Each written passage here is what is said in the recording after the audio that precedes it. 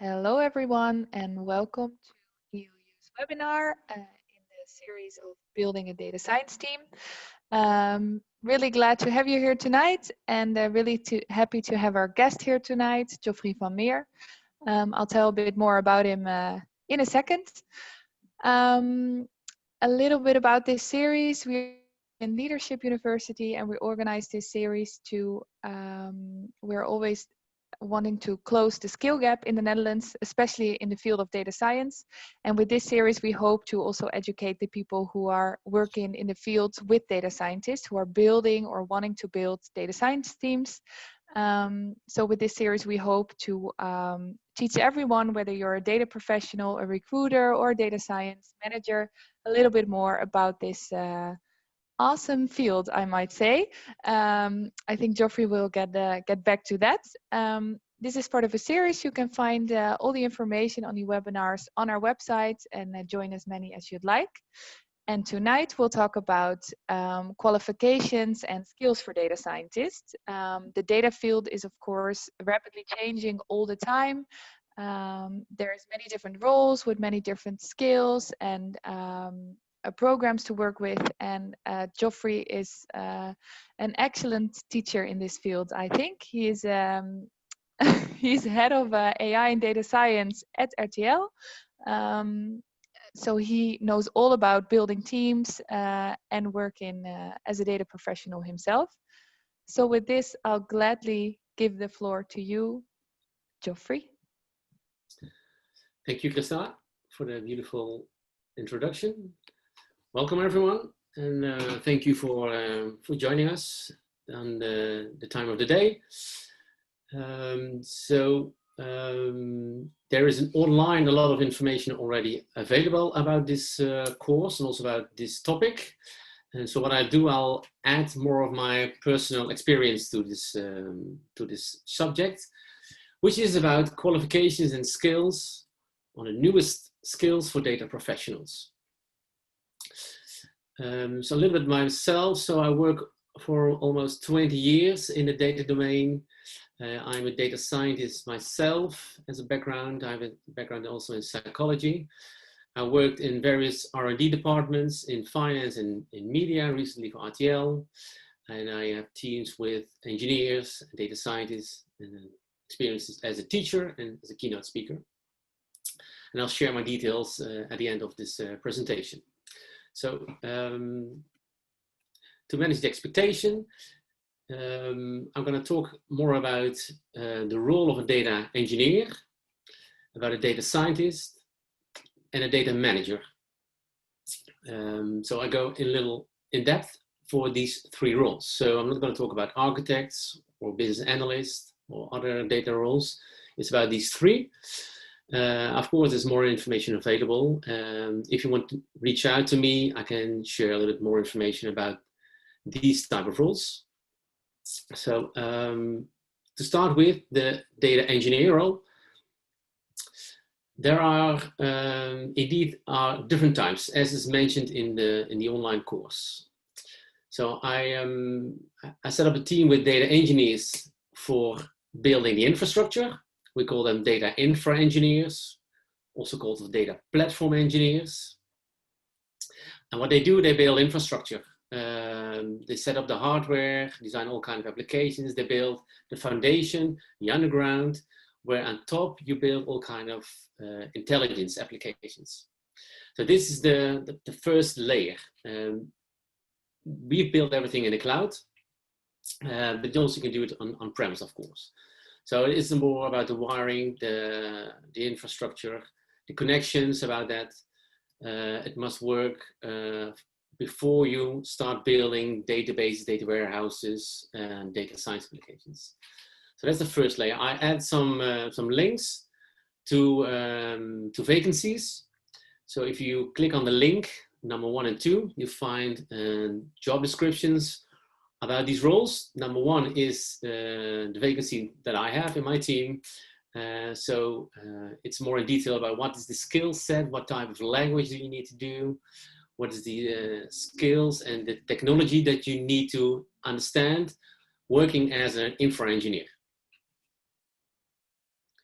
Next to that, you have data engineers, more about intelligence. So they build pipelines, they work on ETL or ELT pipelines, and they build data warehouses or databases, and they add business logic to it. So they, most of the time they work with SQL or a bit of Python, and they build all the logic for the data scientists, but also for the BI engineers, BI activities.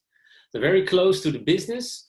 They need to understand what is needed in the business, what type of attributes, fields they need, and very close to BI reporting and so on. So I had links number 3, 4, and 5 from various companies where you can see what type of skills do they need from a data intelligence engineer. So these are 2 types of engineers that we make a distinction. So having data engineers, so I think you need both, of course, in your team, in your company.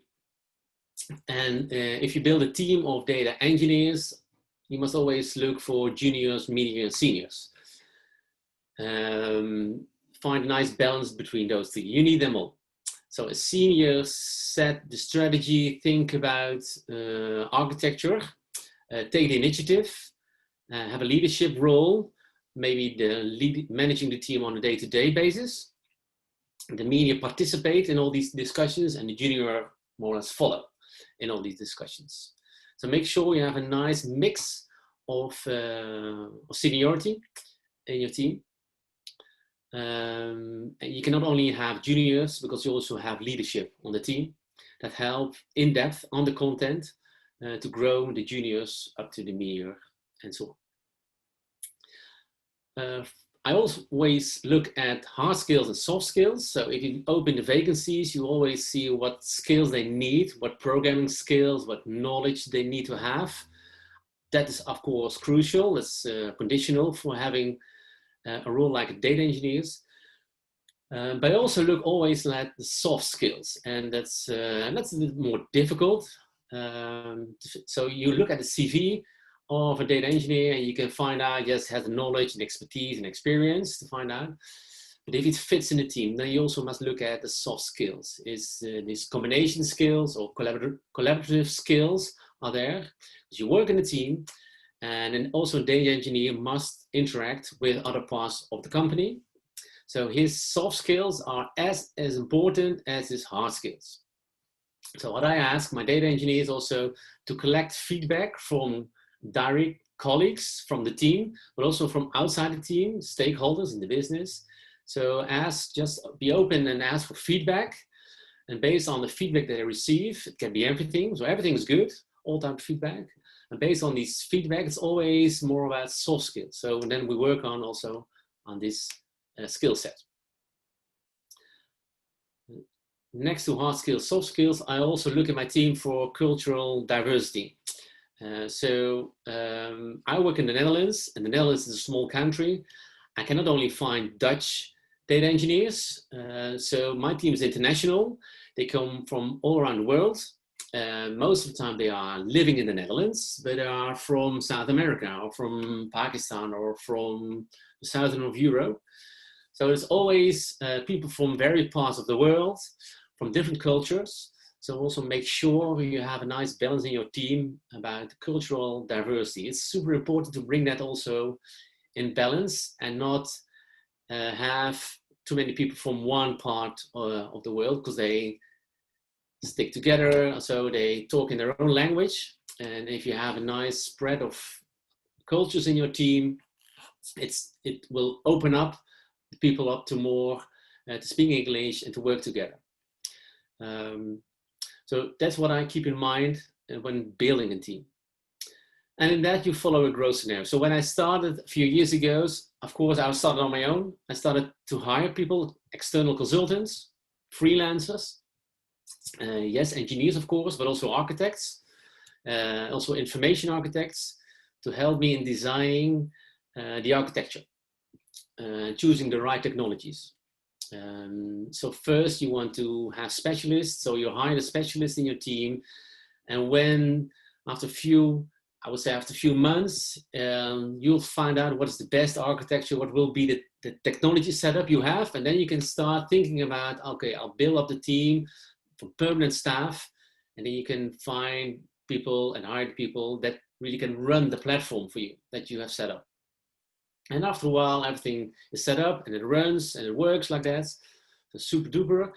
Then you start proving the maturity of the team, and you hire specialists, more seniors in several areas. And when you invite seniority in your team, they will come with more visions about ideas about how to grow further with the technology and the team. So it's also probably also going to think about scalability, more international, for example.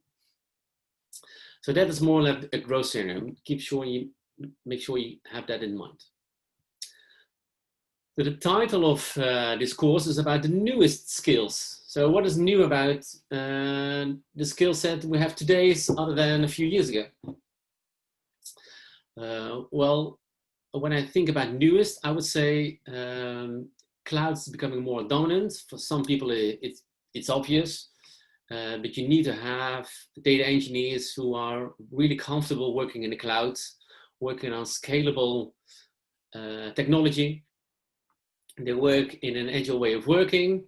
It's a DevOps way, and they are not afraid to work with open source tooling. And the technology changes really fast. So the technology that we had 2 or 3 years ago is already replaced by new technologies, especially in the open source domain. New technology pop up. So the mindset, you need to have an open mindset to learn new things. I think that is becoming more and more important for data engineers today and in the future. So also what we've seen is the world around us is changing really quickly. I work in an industry in the media that is dealing with the highest disruption. So everything is changing around us. We cannot predict what is needed tomorrow. So you need to have an attitude that is flexible. You need to be resilient on changing, but also on setbacks. When you need to be confronted by that the company is taking a turn completely different and the opposite than the past years. So flexibility is key for data engineers, and you need to take risks. You need to take an open mindset in willing to take risk on innovation. And innovations always include some risks that you need to try out, see if it works. Sometimes it fails and sometimes it works, and then you're good to go. So we're not working like lawyers that avoid risks. We are engineers, so we need to have an entrepreneurial mindset in willing to onboard innovative stuff in our technology stack.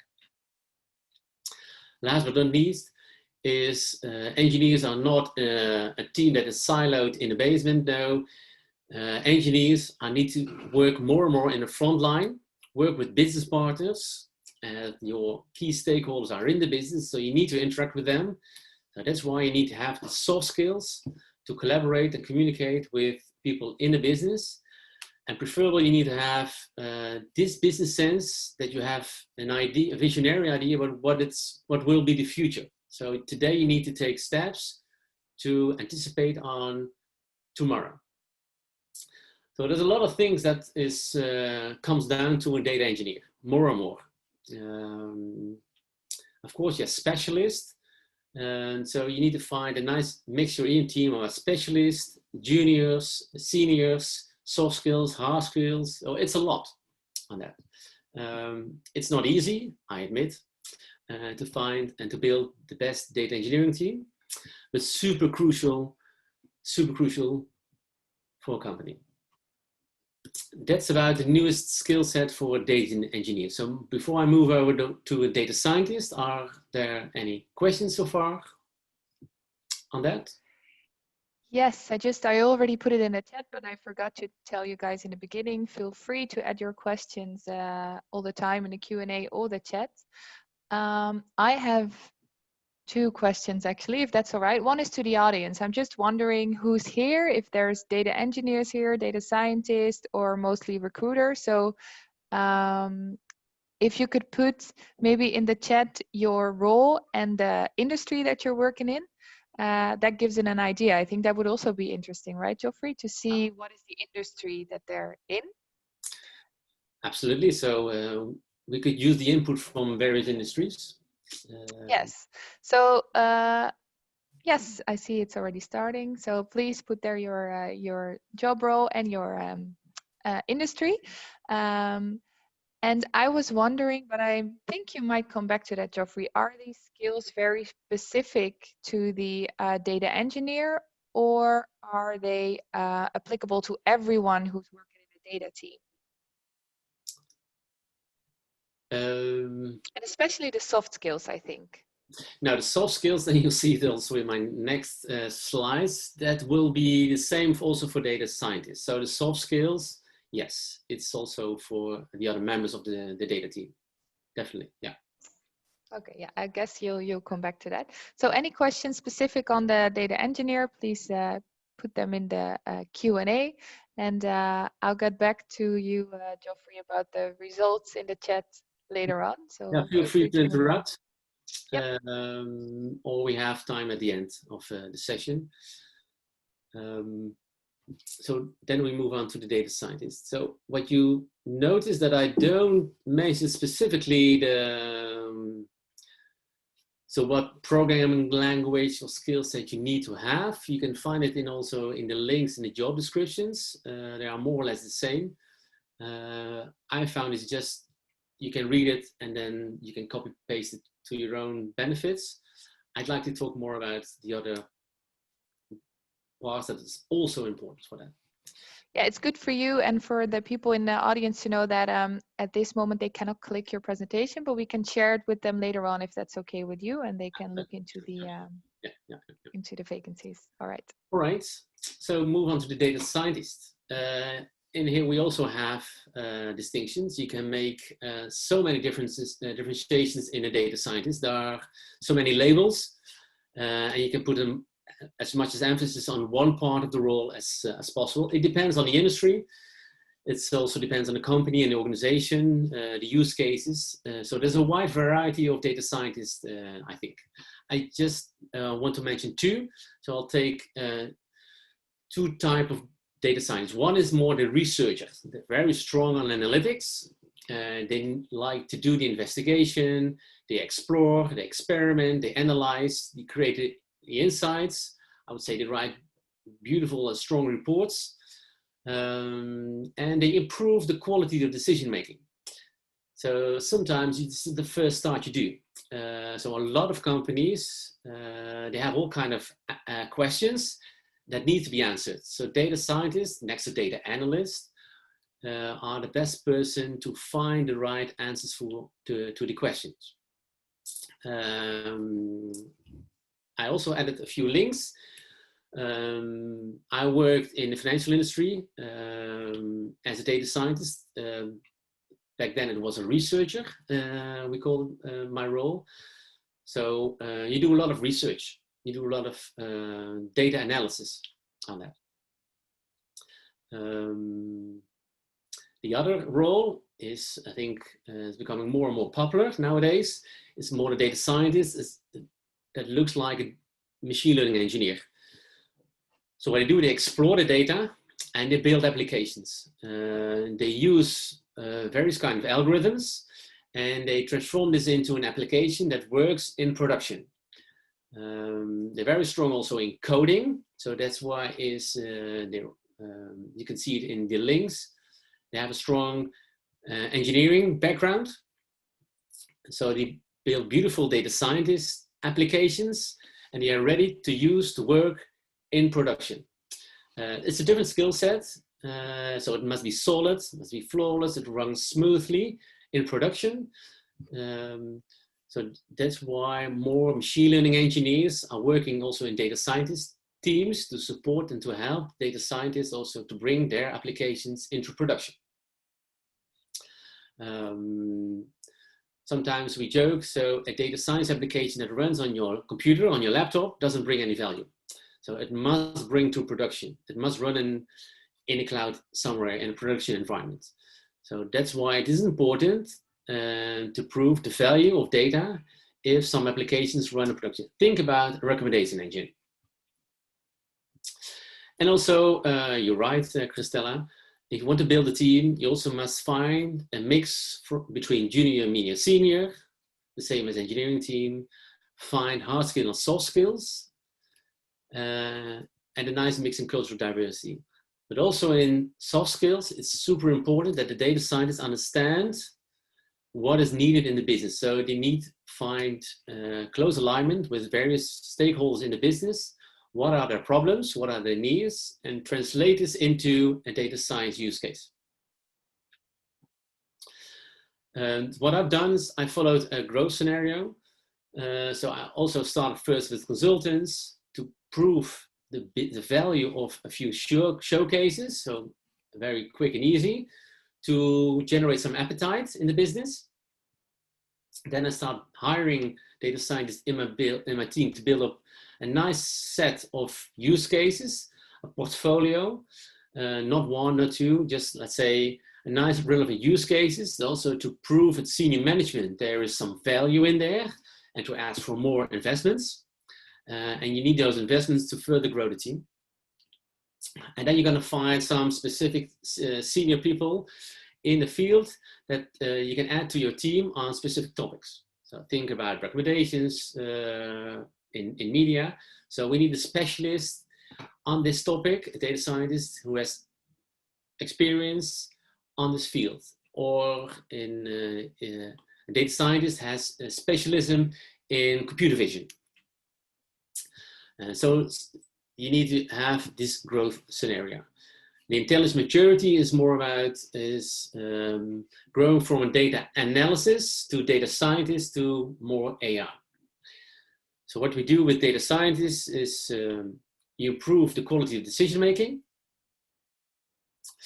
You replace human intelligence with artificial intelligence on that. So these are two nice use cases to build up a data scientist team. And again, what is newest about this? So data science is not an IT thing, it's an ID thing. So you need to have the creativity in your data science team to come up with the brilliant ideas to help the company. So you need to have the skills to translate a business problem into a data solution. And sometimes you talk with somebody, a colleague in the company, and then in the back of my head, a process starts to think about if I can help this problem with, then I need this type of data set, this type of technology, and I can have this person on that problem. So you need to find this creativity, but also entrepreneurial mindset is to translating the problem, which probably they tell you something which is completely different, but also translate to a different solution. So they ask something, but they need something different, of course. So that's why needed. Can I ask you something about that, Sure. Geoffrey? Mm-hmm. Well, since you're saying that's what, like, one of the newest skills for data scientists is brainstorming, is creativity, and that entrepreneurial mindset. How is that different, or why is that different than a couple of years ago, you think? I think it's. I think that the data scientists will. When I was a researcher back then, I was working in a research department, more or less isolated, and the data scientist is more and more participating in product teams and multidisciplinary product teams, is sitting close together with other roles in the company. I think it is as needed as it is today as it was before, but I think the opportunities are more there nowadays. We have new technologies in place other than 10 years ago. So the possibility to be creative today is more possible. So we are more capable of being creative and find a solution. So I would say it's more easy if you have a good infrastructure built by a good engineering team. You have the flexibility and the speed to build up new use cases faster and easier than before. Yeah, there's just more room for that creativity, and that entrepreneur mindset has somewhere to land, so to say. Definitely. Yeah. Okay, that makes sense. We also got a question from the audience, if that's okay. First of all, a lot of people are telling us their position. We have some data analyst, product owner, building data science teams, software engineer. So it's quite diverse. Consultancy. So really all in the data field, actually. So that's nice, but different kind of roles. And in different industries as well. So marketing, logistics, someone is working in water management. Yeah, we can maybe contrast and compare at some point. And we got a question from Kirsty, and she's asking, what use cases are you currently working on at RTL? Maybe you can highlight one or two. Sure, I'm happy to elaborate on that.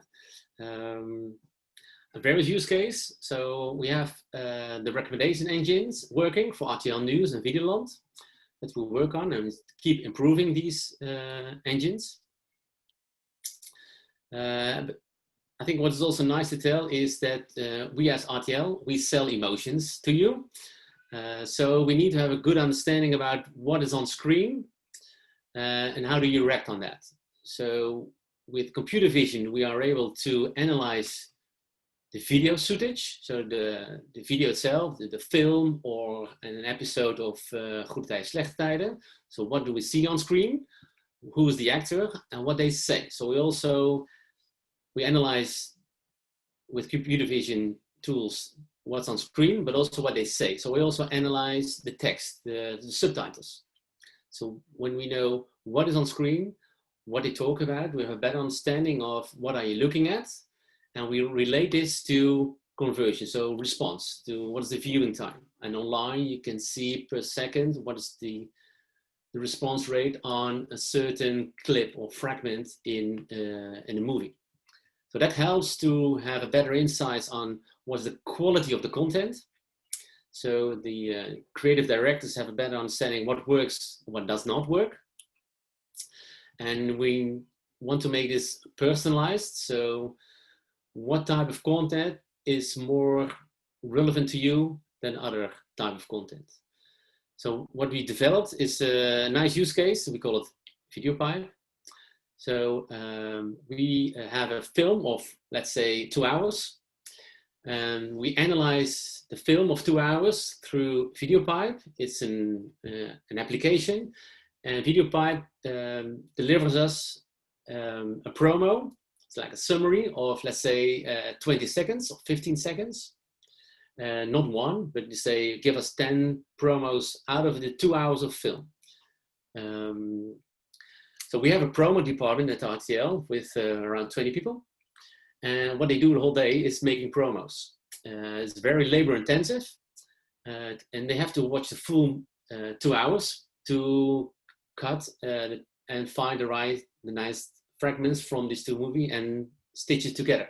We can automate this and create new promos automatically with AI. So that's how we replace human intelligence with artificial intelligence. So we don't do this for our big labels like The Voice, Goed en Slecht Tijden. So we use the specialists for the experts for this, but there's a lot of content in RTL, which is maybe not that super important or that relevant.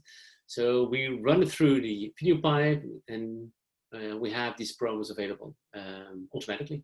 And the creative people on the promo departments not always see the difference between their own work and the work that we create with AI. Something that we are very proud of.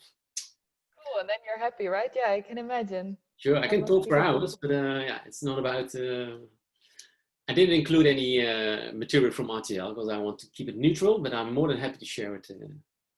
Yeah, sure. If anyone has questions about that, of course, I think that's where you gained most of your experience in the last couple of years. So we can definitely do that. Yeah. Yeah, please continue. I'll let you know if there's other questions from the chat. I hope this answers your question, Kirsty. And if you want to know more, feel free. A nice bridge is that is storytelling. Before I move to the next role, storytelling is more and more important nowadays than before. So what you've built, I think, is need to show it to the company, to senior management, also to various parts of the company, what you're doing. Be proud of what you do and tell it. So you can write blogs about it, of course, but you also can give a lot of presentations on what you do. So it's about, I think, what I've experienced in the past years. So I spend a lot of time and invest a lot of time in presenting. I went to conferences. It's a little bit more difficult nowadays, but with Corona. But I've been climbed on the stage and give a lot of presentations. It also helps to attract the right talent. It also makes sure that it makes the team makes proud that you tell about the stuff that they work on. And it's good for your employer brand to attract the right talents. And it also helps you to digest what you do the whole day into a compelling story. So that's also a nice exercise to do. So internally, within the company, but also outside the company. So what I read in the documentation from this course is that data science, and I agree, is a team sport, of course. There are, and I believe they mean engineers, architects, data scientists, data analysts, but it's a team sport. And as a data executive, it's your job to recruit the right people to organize and manage the team or so. So you need to find the right people, which is really difficult, of course. So a lot of companies are trying to find the right people. What I do is I use multiple agencies, not one or two. I ask multiple agencies, no cure, no pay, because it's really difficult to find the right person on the right moment. So I can try to do my best, of course, to do it on my own. But I've seen, although it is really time consuming, you need the help of the agencies. And again, you need to do a lot of storytelling. So go out in the market and show them that you are a very attractive employer. Talk about it. You need to invest a lot of time in that. Secondly, how to organize them and give them the best chance to feel empowered and successful is you need to give them the right use cases. Use cases that really bring the real value to the company. There are probably a lot of use cases in your companies. You need to prioritize these in what is feasible, but also what creates the most value on that. You need to bring the data science in the center, in the core of your company. Sometimes it can take a while, but you need to do your best to give them the right, to give them also to be part of the core of the company, because that generates a lot of value, but also that makes them important and give them also the feeling, and they are, that they really create the value. That's important. So you need to talk a lot within the company with all your stakeholders and find the right opportunities. Be creative, of course, in translating this into the real use cases, and prioritize all these use cases that have the most impact. So we don't work on small projects that are on the side, nice to have. No, work on real use cases that really have the impact.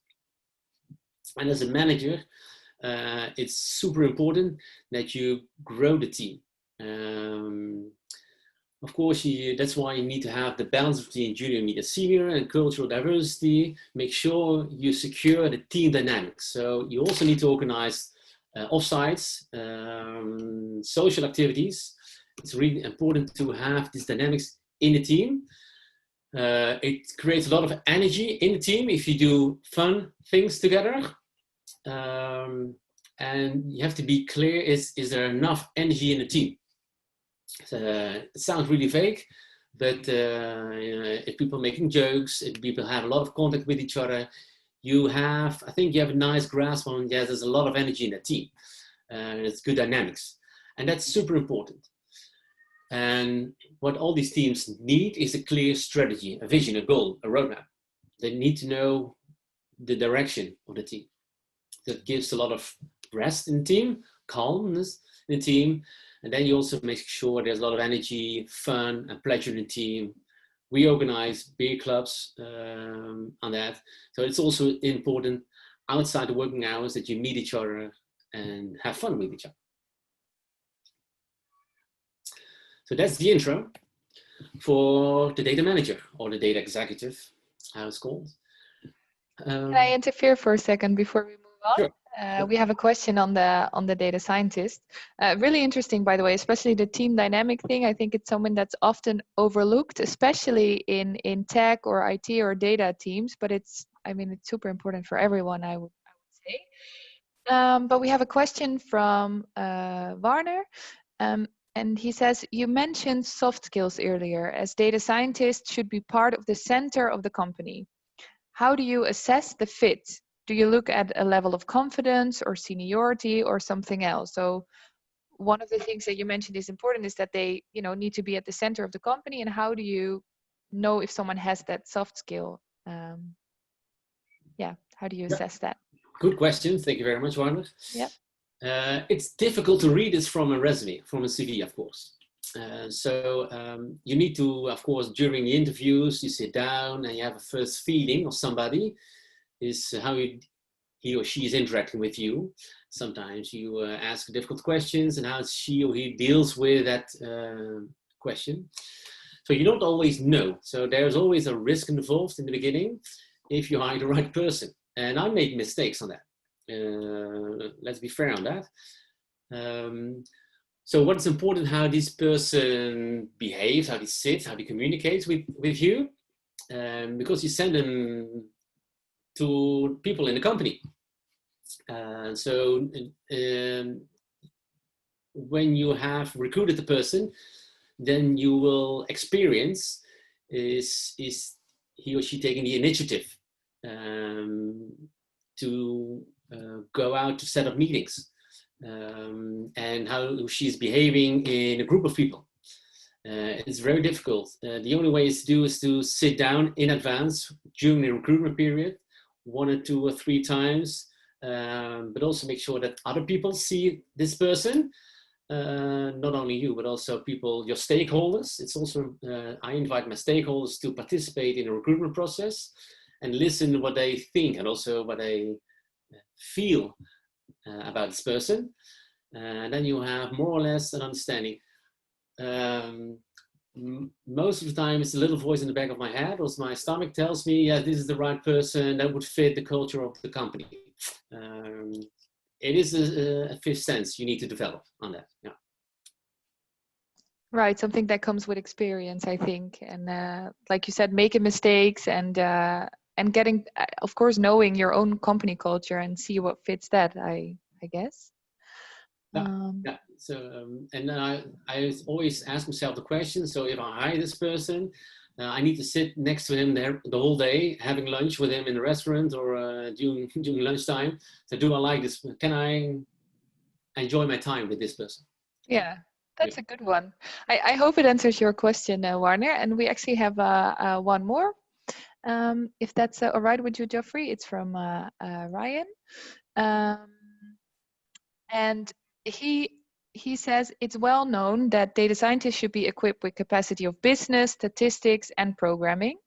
When it comes to business, what is the best organization structure for a data scientist? Is it dotted line reporting based in business teams or solid line reporting, so based in independent data teams? I think you know what he means by that, right? Good. I hope so. Let me try to answer that question. It's a tricky one, absolutely. So what I think is best, if you start building a team, data science team, maybe it's better first to have a data team first with the fixed line with data manager on top of it. So first you need to grow and make sure that you're not distracted too much from the dynamics from other parts of the company.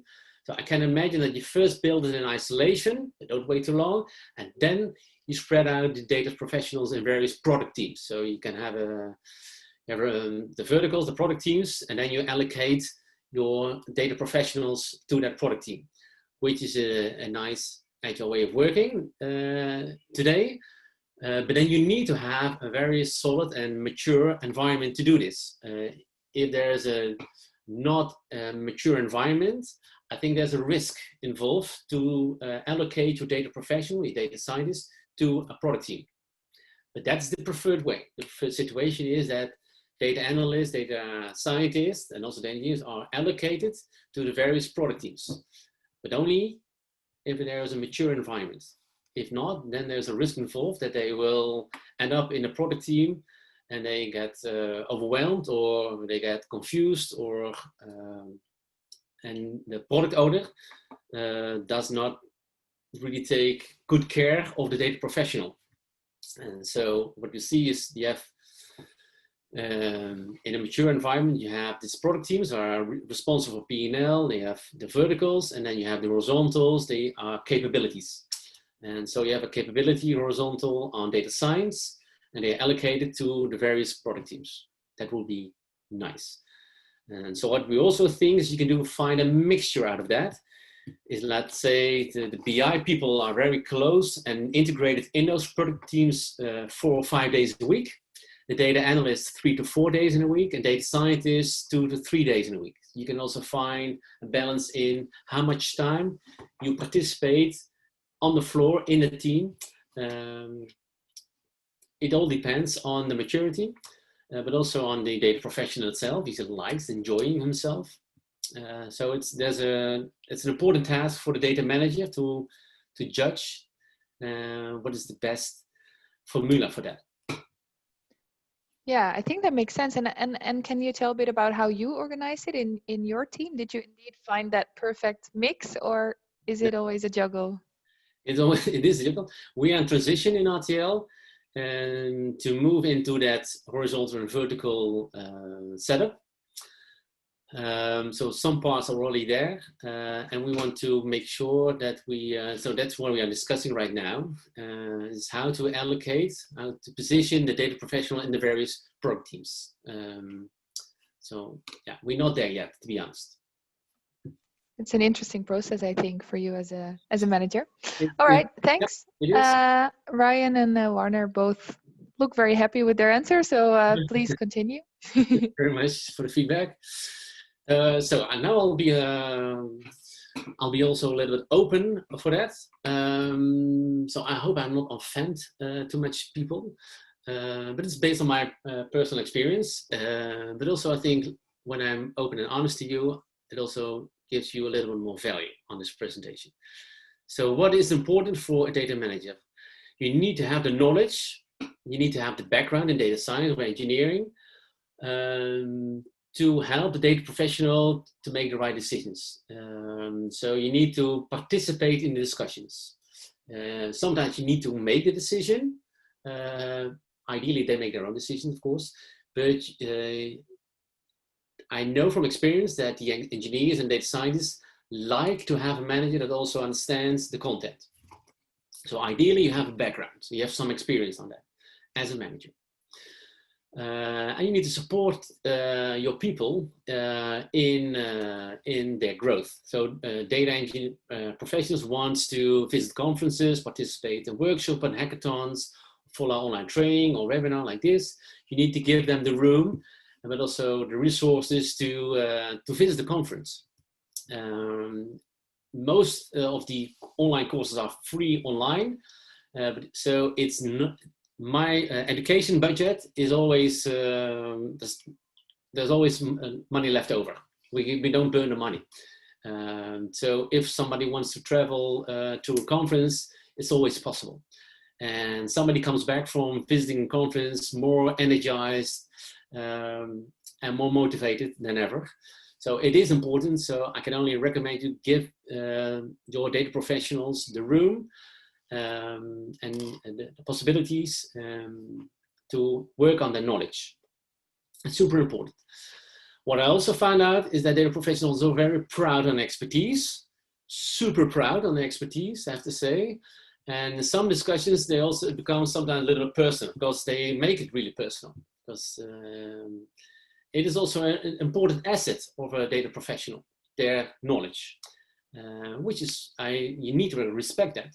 Sometimes it clashes between persons. Personalities doesn't help on that. But knowledge is super important for them, and they really difficulties in open up or flexibility on understanding somebody else's arguments. And sometimes we have arguments like there are some politics in this company that you also need to take into account to make a decision. And it's sometimes, for some people, it's really difficult to digest the decision because it's not the right decision content-wise in their eyes, which I fully understand. Sometimes this is how it works in the company. So you, as data manager, you need to be sometimes an acrobat and balancing, help people keep them motivated in one way, but also make sure that they enjoy working with them. And sometimes they don't always have, we do what they want. So that makes it really difficult as data manager. So proud is also important that you need to take that into account. It also comes with cultural on that. So in some cultures, proud is super important than in other cultures. You need to have a feeling for that. You need to have a sense of empathy.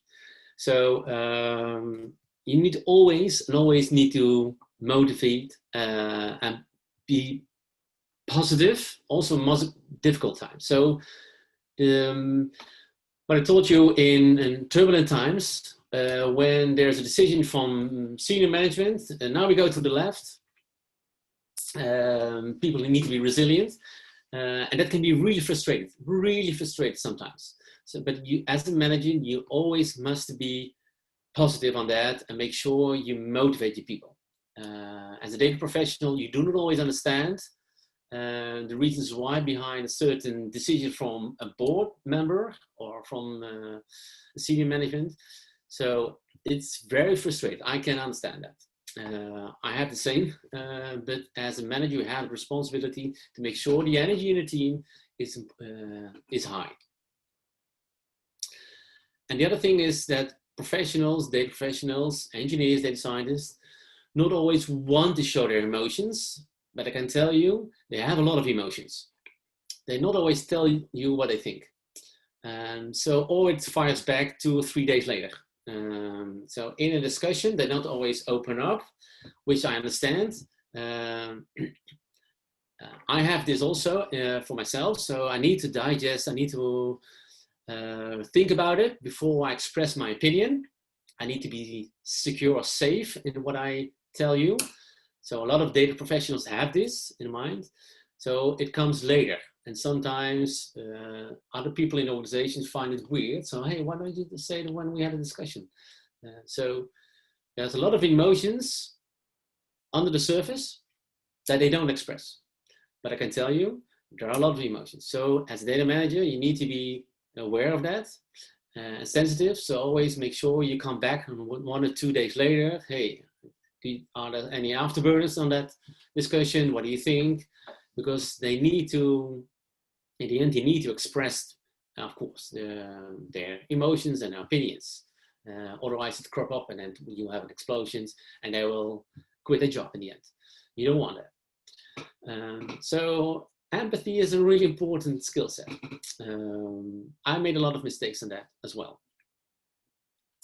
And again, you need to be resilient. So as a manager, you need to have a really thick skin. It's not always easy to play a role in that. So you have a strong belief in the various use cases you have, and not everybody in the company, if that's not a really data-driven or data mature company, believes in what you do. But you have to keep going. You need to accept all the criticism you have. Hey, it costs a lot of money. Where's the value? But I know there's a lot of value in there, but you need to keep going and understand that they are very critical, accept the criticism, and keep on going. Move on. Don't wait too long, and you need to stick to your beliefs. And so data professionals, they are really strong believers in data and the power of data, like me. I experience a lot of willing to combat it. So like they are warriors and they want to fight for the right cause, for the right thing. That's what I really like about data professionals. They are strong believers and they keep on going and they want to fight for it, for the good things. That's really strong. And you must make sure that also data professionals understand they are very stubborn. So when a decision is made not to do it, for example, make sure that they not keep on going in that direction. That they don't retaliate, or that they find it sometimes hard to follow a decision. And again, it's not that black and white. I don't want to be negative about it because I'm a data professional myself, but it's based on my experiences from the past years in various teams. As a data manager, you need to be aware of that. So some people don't like me. My wife tells me that I'm also very stubborn. Yes, I can be very stubborn sometimes. And it's also a strong habit, but when senior management take a decision, you need to comply and need to follow it. So be aware that if you go to the left, that everybody goes to the left. And what's the newest thing about data manager nowadays is, I think the job as data manager, you need to create new leaders. You as a leader need to create new leaders. You need to find new leadership for you. That's what I also did. So you need to find elite data science. You need to find elite data engineering that can take over your parts of your job. You need these leaders to further grow the team. So from all these soft skills and hard skills, everything I said, who is in your team who can step up, take leadership if you're on holiday or if you're gone, you're sick? Who's taking your place? So that's, I think, and everybody can be a leader in a way, from a content point of view, but also a leader from the atmosphere point of view. You have always somebody who likes to organize fun activities. That's also a leader. Give them the room to accelerate on that. All right, any questions so far? Because I go to my last slide. Let me see, one just came in. Oh, we can do it at the end. Okay. I think this question is not about the data manager specific, but we'll get back to it. All right. Okay, so this is my last. So I think, although they are very proud, very stubborn, and they don't show all their emotions, I think a data professional is the best job in the world because you're surrounded with highly intelligent people. I enjoy every day what a brain power from the team. All the talents in the team come up with new ideas, new creative solutions. I really enjoy, I learn a lot. So you're surrounded by the best people with the highest intelligence. So I enjoy this brain power. The use case you work on innovation. So what a creative energy is there. Together in your team, you come up with the newest ideas, the newest solutions. So if you can replace human intelligence with artificial intelligence, what an innovation is that? So that creative energy gives you a lot of energy. I enjoy that. And that's why I realize this is the best job in the world that I have. And you can really make an impact. If you can replace a team of 5 or 10 people with, let's say, one application, that's a game changer for the company. So I believe that data drives digital transformation of a company. Without data, there's no digital transformation. You cannot make it relevant, you cannot make it personal. The data is super important. So you have impact on the company. So you can build on the nice use cases that really can change the company, and you have to be ambitious on that. So to me, that's why I told you it's the best job in the world, but also very challenging. It's not easy. It comes along with a lot of frustrations and that. You need to invest a lot of time in that. You need to be very persistent. But then in the end, you climb up the mountain and you reach the top. I think, and then the last question is, okay, I work for an organization that is not mature or data savvy as it should be. So what can I do as a data professional to grow the data intelligence culture in your organization? You need to have the right ideas. You need to create some kind of visionary idea about what is the direction. And you need to have a really strong belief in that. And don't be restrictive on your ideas or on your ambition. So try to reach for the highest on that. If you have a really strong vision, nobody can disagree with you on that. So for your company, what is your idea? What is your vision that we need to go through?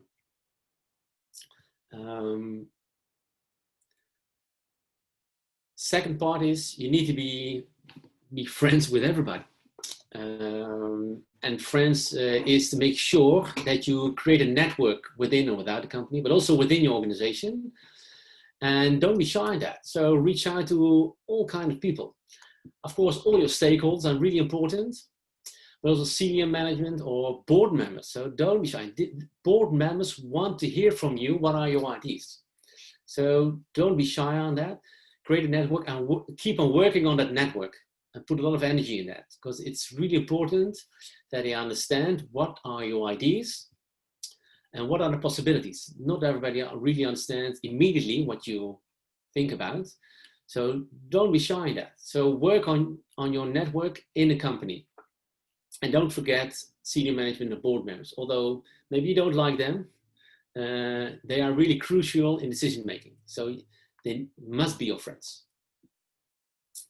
And last part, you need to show a lot of energy. Don't give up easily. Keep on going, push for it, and make sure it isn't. It takes years sometimes. It's not fixed within a day. I can tell you from my experience, it took at least more than 4 or 5 years to put it on the agenda. But you have to keep on going. It costs you a lot of energy, but at the end, you will succeed. I'm convinced on that. So you have to put a lot of energy in that, keep it going, don't give up, and keep pushing for it. Thanks. That's some really good advice, I think, for a data professional specific, but for any professional in general, I would say. Thank you very much. We're nearing the end of this webinar, so we'll just do one last question if that's okay with you. Yeah. It's from Oren, and he's asking if there in teams like yours is room for generalist data scientists as opposed to experts. So not just cloud expert, NLP expert, but is there also room for generalists? Last question is, what would you prefer to have as team members? And he's agreeing that it's the best job in the world, so that's a good thing as well.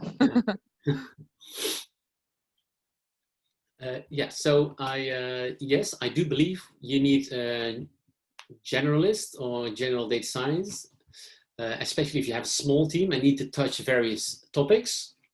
Then you need to have this. Again, it comes back to you need to find the right mix of people. And I would say, I don't know how you label it, a general data scientist, a generalist, is definitely be part of that, of your team. But not only, you also need other type of data scientists, but there's definitely some room in your team. But it depends on your organization. I'm not sure if there's much money for a team like 20 people, then you need 3 or 4 or 5 generalists. But if you have a team of 4 or 5, then 1 is the max, or 2 is the max, I would say. But also depends on where you're on the maturity curve. Yeah, that makes sense. I hope that answers your question, Oren. And thank you, Geoffrey, very much for being here today. And I think it was very insightful, both for managers themselves, as for people building teams, but also for the professionals to know what a manager like yourself is looking for. I hope you enjoyed this meeting, and I hope everyone here enjoyed the webinar. Thank you for being here. What's interesting is that we touched a little bit upon some things that will come back in next week's webinar as well, which is about assembling the team. So that session will dive a little bit deeper into who do you need for your data team, and where do you find them, and how do you get them on board. We'll talk with someone who is a consultant, someone who works as a data science manager, and a tech recruiter. So we'll have a panel session. So we'll definitely build on some of the things that Geoffrey here mentioned today. And thanks again, everyone, for being here. Hope to see you next week. Thank you, Geoffrey.